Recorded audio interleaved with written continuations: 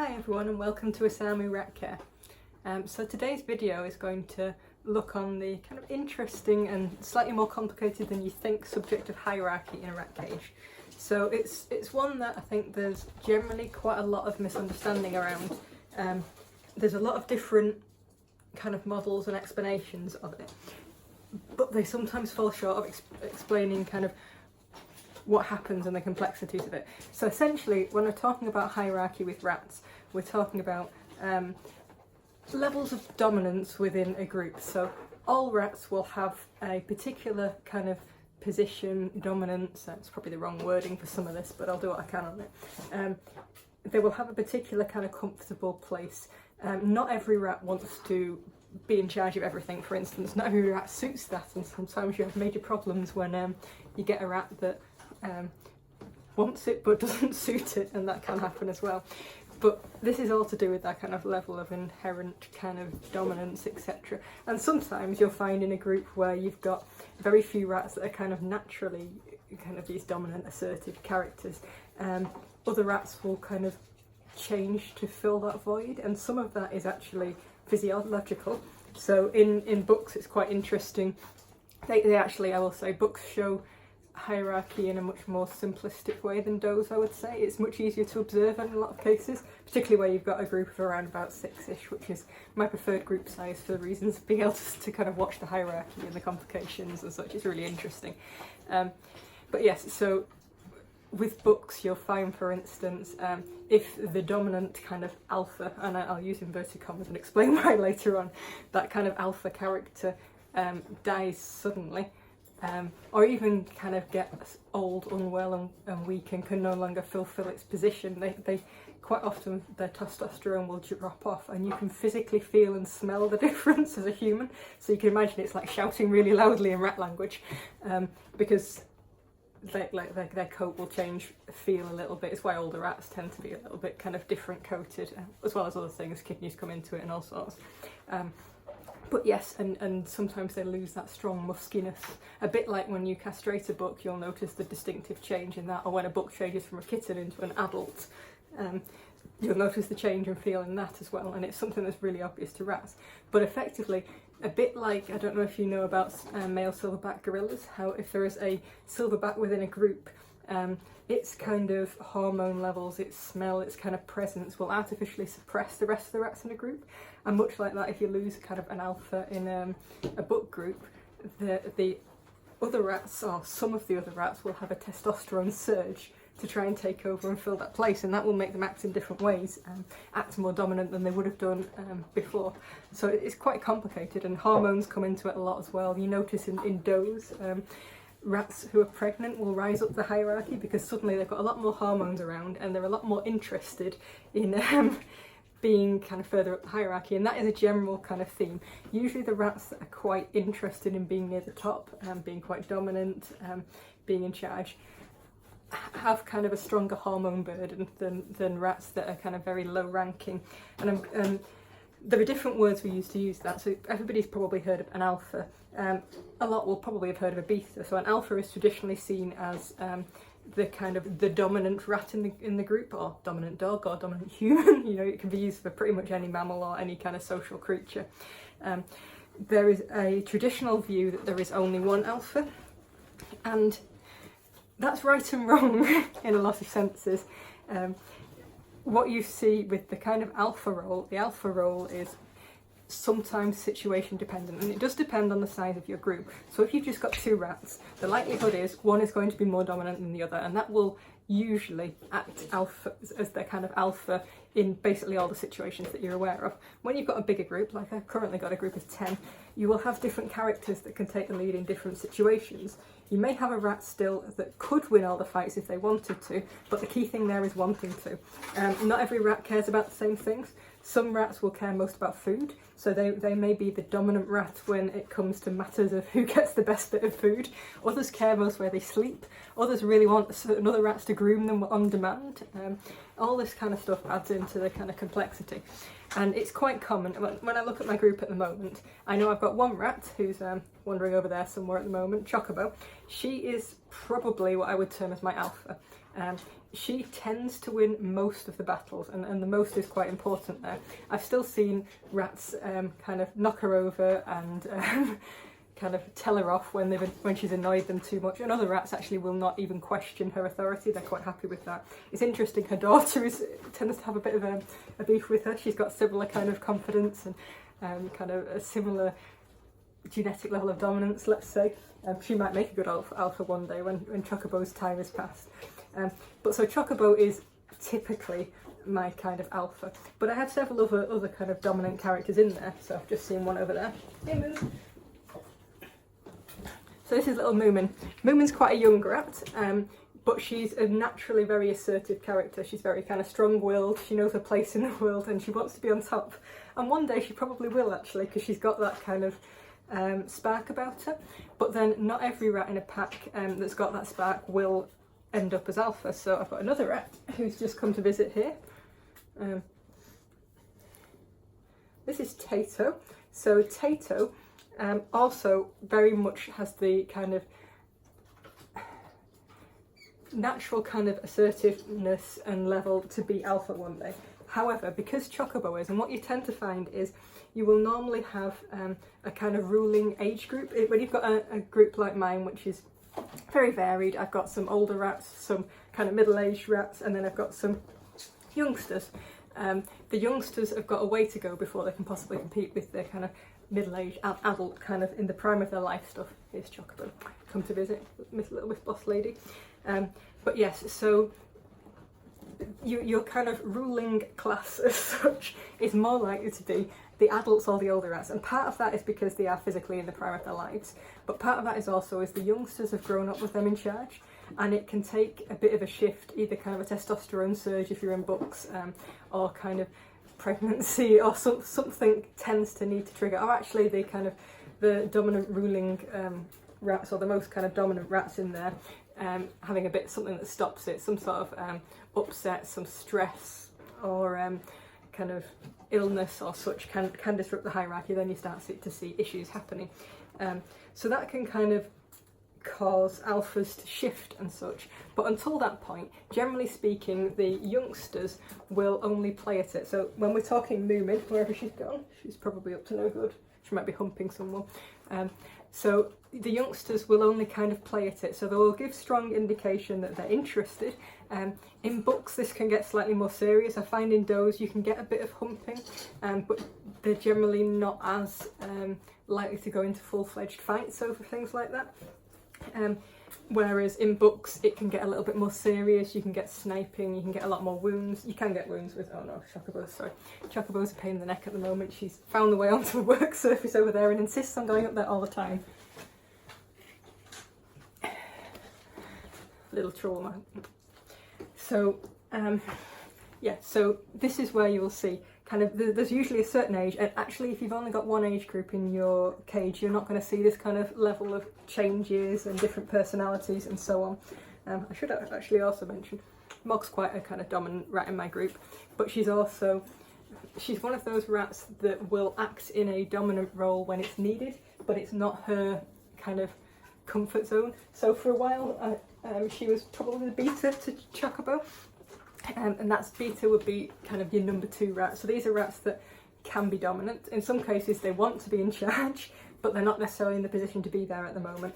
And it does vary. I tend to find you've got a couple of different kinds of kind of beta rats, and those can be the ones that want it but haven't got the physical capabilities or the confidence levels to be in charge. They tend to cause problems, if I'm entirely honest. They can overreact to situations. They can get a bit arsey with newcomers, they can get a bit arsey with the alpha, or alphas if there's more than one. They generally can cause a bit of tension, and then you get the betas that are perfectly content in this kind of, I'm quite a dominant assertive rat, but I don't mind being put in my place occasionally. I'm not going to question the alpha. They're very good and very supportive, and they kind of like help the kind of general feel of the group work quite well. And you'll find this different characters, and actually rats can shift depending on their time of life, the hormone levels, etc. Around that. So Mog is kind of a natural beta, I would say. She could end up alpha in the situation where there wasn't another rat kind of who has that temperament, and actually when she's been pregnant she's risen up and been one of the kind of alpha type characters. But she doesn't choose it and she doesn't particularly want it, so she's quite content with her life at the moment, being reasonably high up the hierarchy, but not in charge. And I should mention that about the alpha side of things. An alpha position is actually a very important position in a cage, even if it's held by more than one rat. It's also a very stressful position. So your alphas are probably the most important rats in the group because they will define how the group functions in a lot of respects. So a good, strong, calm alpha, and Chocobo, bless her, is a very good alpha. Tato being her very adequate kind of, when Chocobo can't be asked, Tato will come in. But Chocobo is a better alpha than Tato would be, so thankfully Tato is happy to concede to Chocobo. Because Chocobo is very good at dealing with stress. She's very kind of calm, she deals with newcomers very easily. She's quite an easygoing rat, but if somebody steps over the line, which is normally her daughter or Moomin, they're both the characters in the younger generation, then she'll put them in their place, and she'll do it firmly, without too much fuss, without too much kind of stress, no injury or anything, generally quite peacefully. So she's very important in my group. Tato, however, tends to overreact. And there's nothing wrong with Tato, she's an absolutely lovely rat. She just gets a little bit passionate and she doesn't like babies very much because they don't respect her. So that makes intros a little bit hard work. So what I tend to do is get Chocobo a little bit settled first, add Tato, and Chocobo will keep Tato in her place a bit. But that doesn't always work. We had an absolute nightmare, well, I wouldn't say nightmare, it worked out.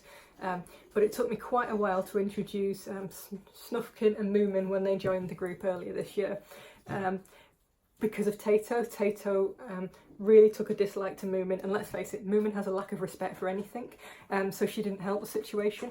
But where Chocobo and Mog at the time, who was also kind of quite high ranking, dealt with it very calmly and professionally. To be fair, Mog's Moomin's mum, so she has to put up with it. But whilst they dealt with it very calmly, Tato kind of overreacted and did cause some injuries. In fact, if you ever see Moomin, she's got a tiny little nick out of her ear. The first of those nicks was Tato overreacting. The second of those nicks was fully deserved. Yeah, Moomin did kind of try to hump Tato's face, I think, which is a really bad idea when that rat is quite reactive. But yes, so that's where the kind of alpha character comes into that. And it's even more important in books because that alpha will act as kind of a buffer against stressful situations. So what you'll tend to find is if you do something very stressful, like move house, add new rats in, etc., with a good alpha, it's very straightforward. The other rats will cope very well. But if you've got a bad alpha or a weak alpha, then it's likely that you'll find that the group gets really stressy, starts niggling, arguing with each other. Issues can occur that you wouldn't normally see otherwise. And books deal with change, and I say this as holding Burko, deal with change far worse than does in a lot of respects, and it's quite interesting. Some of that does depend on the group, but generally because the way books are set up, and you have to think in the wild what their kind of purpose is. A book's purpose is to go out, find does, mate with them, create lots of babies. A doe's purpose is to live in a safe, kind of settled environment where she can bring her kittens up and maximise the chance of them doing well. And in the meantime, find the best, fittest book to do that. So books are a lot more driven to be higher up in the hierarchy. They're a lot more kind of naturally stressed. Testosterone counts for a lot. You'll notice it when you spay a book, their stress levels drop considerably. Castrate a book. But yes, so you'll find that books groups tend to deal with change worse. So they don't like moving. So for instance, if you're a breeder and you're want to kind of mate with somebody else's books, it's generally, not always, but generally a better idea to send the does to the book if that person's happy to do the mating. Or if not that, don't split up the group, take the whole group and do the mating at your place to try and minimise the stress for the rats involved. And this does kind of help situations. So you do need to think of that, and you do need to identify your alpha. What I would also say is an alpha can struggle in situations where they have rats in the group that don't properly submit, and it's one of those. An alpha or alpha type characters do want a level of respect in a cage, and it's where most of your trouble happens, is where you've got rats showing a complete lack of respect, like when Moobin tries to hump Tato. She's calmed down a lot now, but it was an interesting few months for a little while. In fact, I nearly split the group. Actually, weirdly enough, and I should mention this because it's quite a useful thing, if you've got a group that is quite kind of fractious, I would say, so they're struggling to settle, and it usually happens in bigger groups, bigger single sex groups I should say. If you can add a neutered rat of the opposite sex, it often settles things down. I added Burko to this group, along with kind of Trix, who in herself is a bit of a hard work rat, bless her, for the rest of the group. She's perfectly fine with me. But adding Burko to the group really settled it down, and it is quite interesting. I find that as you get your group size goes up, particularly where you've got characters in there that struggle to settle in their own way, then adding a neutered rat of the other sex just kind of settles things down. And if you think about it, it does make sense, because rats in the wild will generally live in kind of multi-sex groups. It's much more natural for them, and it helps with the hierarchy. I will be frank though, usually the castrated or spayed rat is the lowest ranking rat in the group. Burko is the bottom of my pack. But it's actually also important to have rats that are happy to be at the bottom of the pack, and that's where spayed or castrated rats can come in quite useful if you don't otherwise have one. Sorry, the chocobo's off again. Hey Bess, come here. Good girl. Yeah, she knows that we've got a rat rations delivery on this side that's been waiting at my house for one of my friends, and she knows exactly where it is and is trying to eat Lovecraft's food. Got in trouble. But yes, so it can be quite useful if you have got a fractious group to have that, or have rats in it that are very happy to be lower ranking. So Fing is somewhere over there at the moment, so I won't go chasing off after her, but she's a naturally very low ranking rat in my group, and her and Burko are really important to the group as a whole. They help kind of buffer things, so they're perfectly happy for a rat to come up to them, ask to be groomed, and then they'll kind of sit there and groom them. And this is kind of a really important kind of glue position in a group. It helps all the other rats feel more happy and content. Having a couple rats that are happy to be low ranking makes the rats that are in the middle of the group that kind of want to be higher up in the group feel better about themselves, because they've got somebody that they can boss around. And it kind of helps generally. That's also where kind of mixed age groups can come in handy too. Yes, I can see you, Chocobo. Yeah, so that's where mixed age groups come in handy too, because having a kind of range of younger rats that can be quite easily kind of lower ranking than the older rats and so on is useful, up to the point where the kind of younger rats hit their kind of arsey teenage phase, which all rats do, bucks more strongly than does. Then you can start getting trouble in there, and it'll be very much dependent on your kind of your alphas and how they deal with it, your dominant rats. Hey Morgan, I love you too, yes. She's such a sweetheart. Can't ignore Morgan when she comes to visit. Can struggle with Chocobo, who keeps trying to get where you shouldn't. Yes, I love you too, but you're an ass. And now Mog's trying it. Yes, so these are kind of things to think about. So a kind of low-ranking rats are rats that are kind of happy to just exist or coexist and love everybody, like your Fings, like your Burkos, and actually to some extent Mog as well. While she's happy in this kind of number 2 role, she won't be pushed around. She's still very happy and kind of glue-like to the rest of the group, especially now she's getting a little bit on the older side. She has no particular interest in being higher ranking anymore.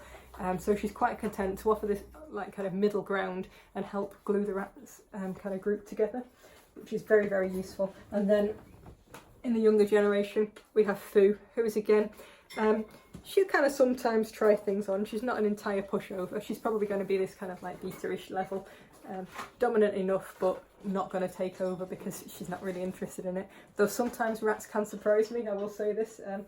I always have a good go at kind of predicting who's going to be where in a hierarchy, and it doesn't always play out like that. And that's one of the wonderful things about rats. You get to learn about them, even when you've seen many, many groups before. So it'll be interesting.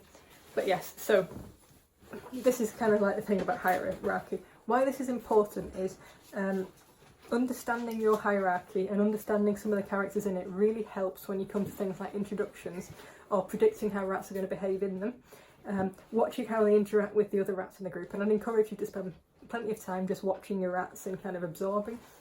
They will teach you a lot. A lot of what I've learned has been just from watching successive groups of rats. And it's also useful if you do have turmoil in your group, and this does happen, in trying to identify where the problem lies. There's a natural assumption, and I see this a lot, that the rat that's doing the beating up is the problem. And actually that's not always the case. Sometimes actually the rat that is being beaten up is the problem. And understanding how rats kind of act to be dominant to others, and how rats act to kind of show submission to other rats. So your traditional idea of submission would be a rat on its back. Berko is not the best rat to show this with. You don't like it, do you, mister? But yes, a rat lying on its back, whilst the other one kind of grooms its belly or such. That is traditionally seen as an act of submission. The rat doing the pinning, the grooming, is seen as kind of an act of dominance. In reality, you can find situations where I've had rats that have flipped over on their back, slid underneath the other rat, grabbed their face and forced them to start grooming their belly. That is not an act of submission, that is an act of dominance. What you can also get is rats that are kind of unhappy with the position in the hierarchy, want to be higher in the hierarchy, but like I say, don't have the self-confidence and the physical abilities, or one of the two, to get into that. And you'll find that they snipe. So the kind of behaviour I'm talking about from sniping, and by sniping I mean they generally make a bit of an ass of themselves. They kind of just like nip the butts or the tails, or sometimes tug on the skin or the ear. They'll do what they can get away with, knowing that if they go too far, the other rat will floor them, and that's rightful. They should do that. But what they can do is cause a real amount of tension and aggravation in the group, particularly where you get a situation where you've got quite a large space. So I find that they tend to kick off more like that. They tend to do more sniping when they're either in a really big cage or they're in a really big kind of free range area. And that's because they know that if the other rat turns around to tell them off, they can leg it, and they often do. And what you might find is that that's kind of rat that's higher up in the ranking than them, the kind of alpha type rat, and the dominant rat is getting more and more frustrated and annoyed every time that rat does like the odd little nips, the odd little things, and you think, then suddenly they turn around and they'll lash out, and they'll actually corner them, and they'll lay into them, and they'll be bloody angry because ultimately what they've had is kind of effectively days and days, or sometimes weeks and weeks worth of kind of bullying, sniping, and they just want that rat to stop. And that's where you can get a really big kick-off and blame the kind of dominant rat for doing that, when actually in some situations, in fact I found quite a few situations, it's the rat that's doing the sniping, the rat that's doing kind of the aggravation that's causing the problem. And actually by neutering the, which is a natural response, neutering the rat that did the aggressor, you create yourself a bigger problem, because then suddenly that promotes the little asshole of a snipey rat to being in charge. For instance, to be fair, none of them are particularly bad in this group at the moment, but Chocobean is trying it on a little bit, and she'll try it on with various characters she's doing at the moment, and having a good go. Or to be fair, Snufkin's on heat. She's humping Snufkin right now.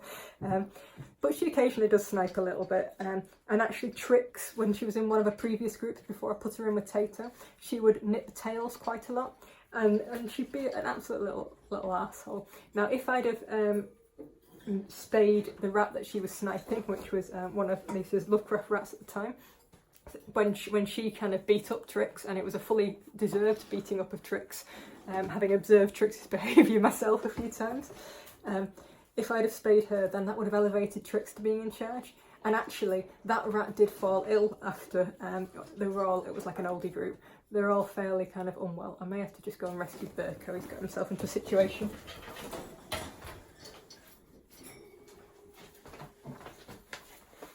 Berko wants to be as agile as the girls, but sometimes he's not quite. He got himself halfway up my cage and couldn't work out how to get down, bless him. He's got a bit of a bigger bum than a girl.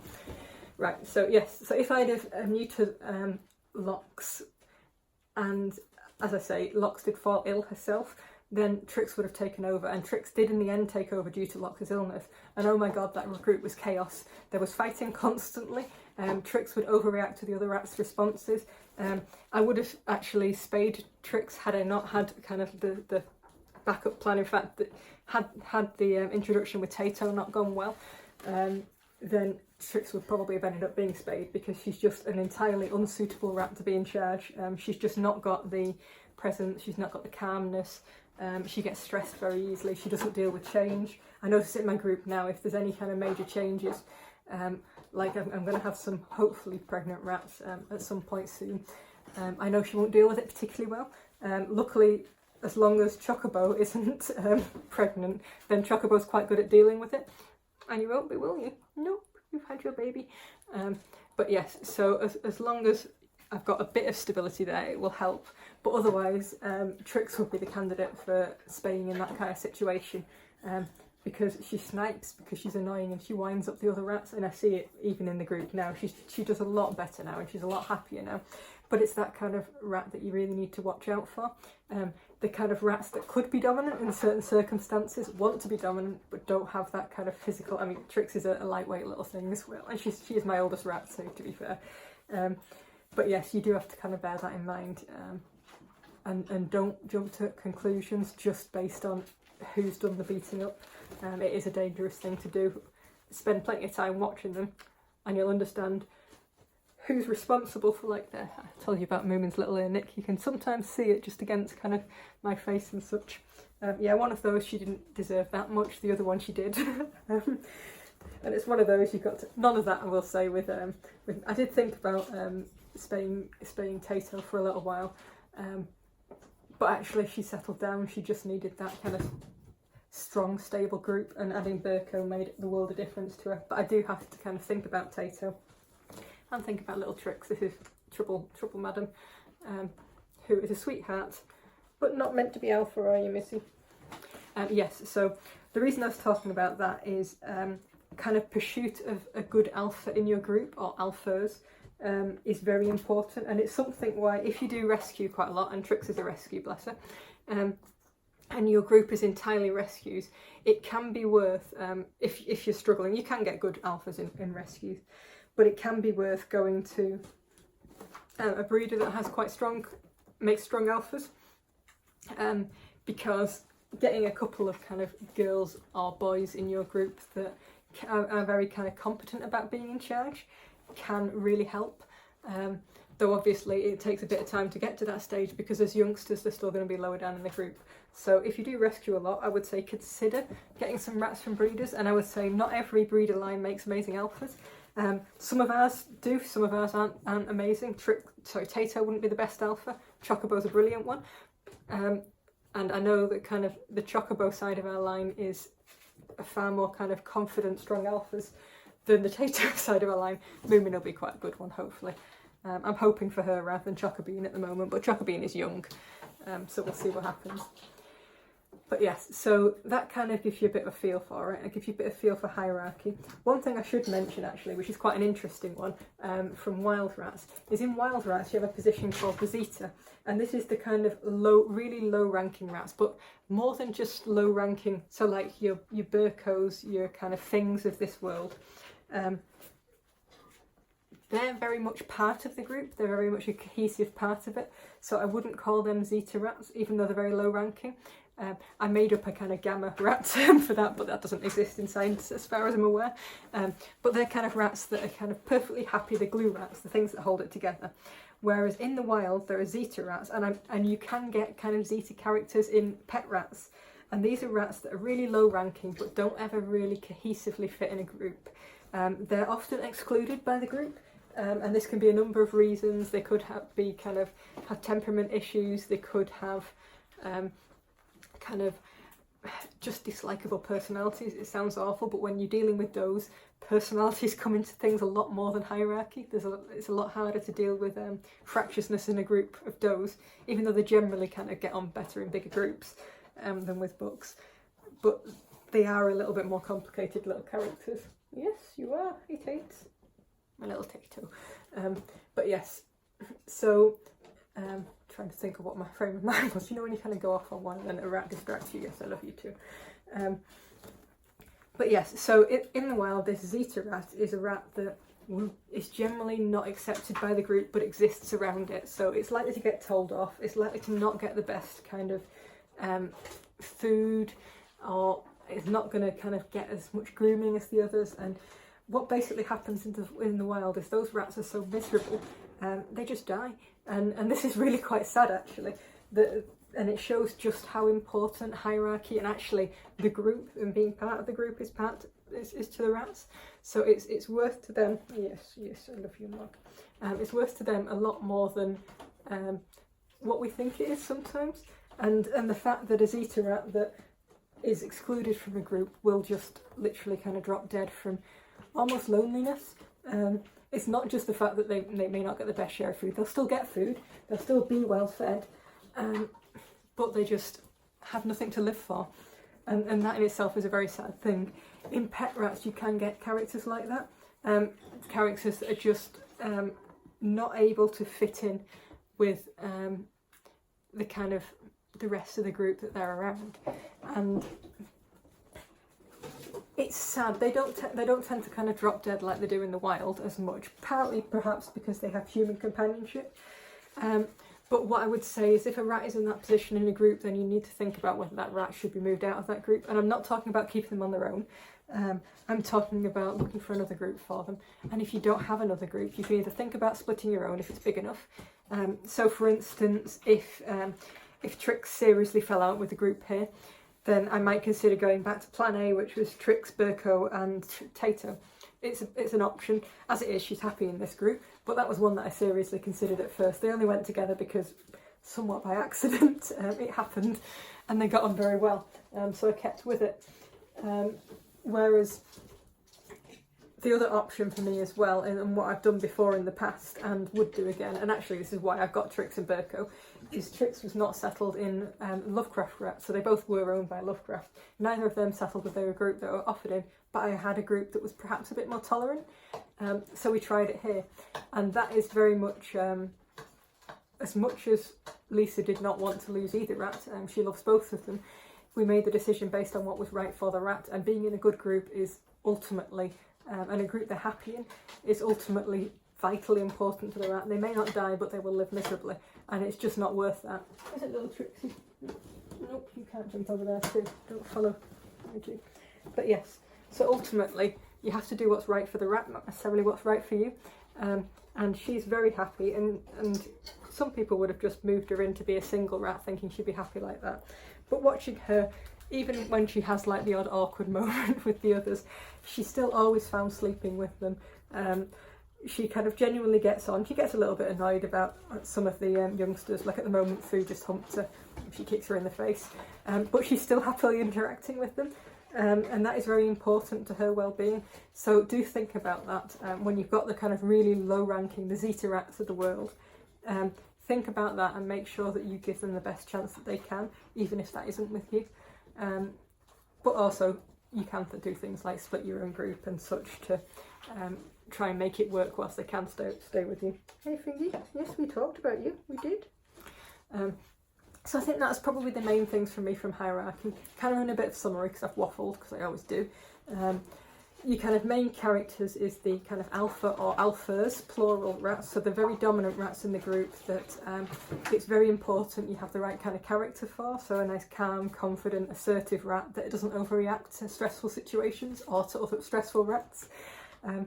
And again, alpha can be more than one rat. It will depend on the situation and how much they care about it. So particularly in female groups, it's quite normal to have multiple rats that are in that quite dominant role. Though you can usually put your finger on one rat and say they're going to win if they really care. I would say beta rats. So beta rats are generally the number of twos, or the rats that are dominant but don't need to be in charge. They're kind of your calm, useful betas. And then you get your dominant rats that want to be in charge, that are kind of your more disruptive betas, or can leap on an opportunity or overreact to other rats. Generally I find the kind of beta level in a group is where most of my trouble comes from. And then your kind of lower ranking rats, your rats that are quite low down in the hierarchy. I call gammas, nobody else does probably, but it seems to fit quite well for me. So the rats that are the kind of glue rats that hold things together, that are very useful in a group, and they can benefit from being kind of spayed or castrated rats of the opposite sex, but actually rats that are of the same sex and unneutered can be very excellent kind of gamma rats as well, and they are very important to, particularly when you're talking about a bigger group, they help keep that group functioning very well. And then finally you get the zeta rats, the rats that are really not happy in the situations, they're not proper part of the group, they are generally miserable, stressed, can be more prone to illness, etc., and would typically die in the wild. And those are the rats that you need to think about what you're going to do within the hierarchy. Are you going to move them to a different group? You're going to change things. Are they being picked on unfairly, and that can happen? Or is it actually they causing some of the aggro themselves by overreacting to the situation? So those are the kind of main things from me. Definitely well worth understanding your hierarchy and spending some time studying it. One book I found really interesting that's kind of on this subject is called Rats, or The Story of Rats, their impact on us and our impact on them, or something like that. It's a book that I think written by somebody called Barnett or something like that, last name Barnett. It looks at lab rats versus wild rats, and this guy spent his life working with lab rats, so you have to be kind of bear that in mind and be somewhat comfortable with the discussion of that side of things. But he clearly loves rats, I will say this, and his comparison of the different behaviours and the different hierarchy side of things was really fascinating and really improved my understanding of my own groups. Oops, Mog's just decided to take a cushion out. But yes, so well worth a read if you want to read more into that subject. I'd be very interested to hear about your own groups and the different characters that you've got in there. They're always fascinating to hear about rats, to be honest. But I think that's it from me, so I've waffled long enough. Over and out from me, and see you in the next video.